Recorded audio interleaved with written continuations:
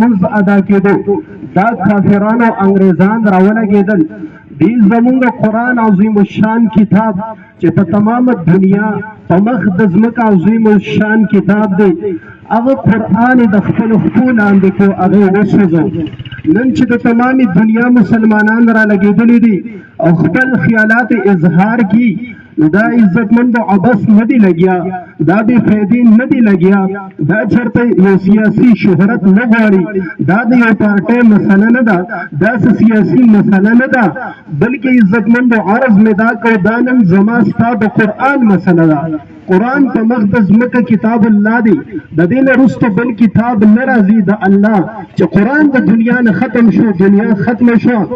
نن چې قرآن عزتمندو قرآن ته چې دی نو په کوم نظر باندې کتلی شي، قرآن سوځېدلی شي، نو د مسلمانانو په هغه زړه کې به د وینې هغه حرارت نه راځي، د ایمان هغه تړپ او حرارت نه راځي، څه جوش او جذبه ولوله به نه راځي. د هغې د وجې نه عزتمندو عرض مې دا کو شروع د خپل عزتمندو څومره مسلمانان موږ او تاسو مسلمانانو کې بیا پښتانه یو، د پښتون ایمان مضبوط وي، د هغه د ایمان قوت او طاقت مضبوط وي. موږ او تاسو په حیثیت مسلمان خپل دکانونه که بندولی نشو، نو کم از کم د دکانونو نه لږ غوندې را بهر شئ، موږ سره د اجتماع کې ودرېږئ. د قیامت په ورځ خو به کم از کم رب ته دا ویلی شئ چې ربه زما په وس کې نور څه نه و، ما دومره صرف اواز اوچت کړی ستا د قرآن دپاره، رب کیدی شي زما ستا د مغفرت دپاره دا ذریعه هم وګرځئ. عزتمندو په حیثیت مسلمان زما ستا زړونه دردېږي، زما ستا چې کوم هغه عزتمندو زما ستا زړونه، زما ستا د وینې حرارت هغې ته نقصان رسي، هغه په جوش کې نه راځي، هغه په جذبه کې نه راځي. د تمامي دنیا مسلمانانو مسله ده، معامله ده، دا زما ستا صرف د ناوګۍ مسله نه ده. علماء کرام په دې باندې تفصیلي بحث کی.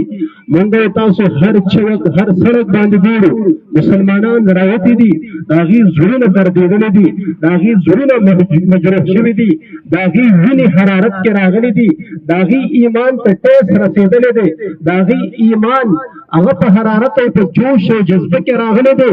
نن هر مسلمان چې ذره برابرم هغه ذره برابرم ایمان لري په خپل زړه کې، هغه ایمان هغه حرارت راوچت شوی دی د هغې اظهار کې. عزتمندو نن ما ته هم په دغه اظهار کې راوچت شوي او د خپل ایمان اظهار ما تعالی پکار دی. دا نن د سیاست مسله نه ده، دا د یو پارټۍ مسله نه ده. قرآن فرمایي واعتصموا بحبل الله جمیعا ولا تفرقوا. د الله د قرآن رسۍ مضبوطه راونیسئ، فرقې فرقې مه کېږئ، تفرقه بازي مه خوروئ، په دې باندې یو ودرېږئ. عزتمندو نن دا د قرآن دا مسله اصل قرآن دا. شاعر وی مٹتے ہیں مٹ جائیں گے سبھی عادات تیرے، مٹتے ہیں مٹ جائیں گے سبھی عادات تیرے، مٹا ہے نہ مٹے گا کبھی چرچا تیرا. دا یہود و نصارا دا انشاءاللہ العزیز بلکہ ما د قرآن سټډیو مطالعه کوله، قرآن په ما باندې خپل اثرات اېښودل، په ما باندې خپل حقانیت او صداقت ښکاره کړو. د هغې د وجې نه زه مسلمان شم.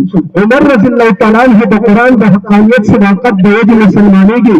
عزتمند بلا خلک اسلام ته را روان دي د قرآن د وجې. په ما تا باندې دومره فرض ده، واجب ده، ما ته قرآن حافظ نه شي جوړېدی، لیکن د قرآن محافظ ضرور جوړېدی شو.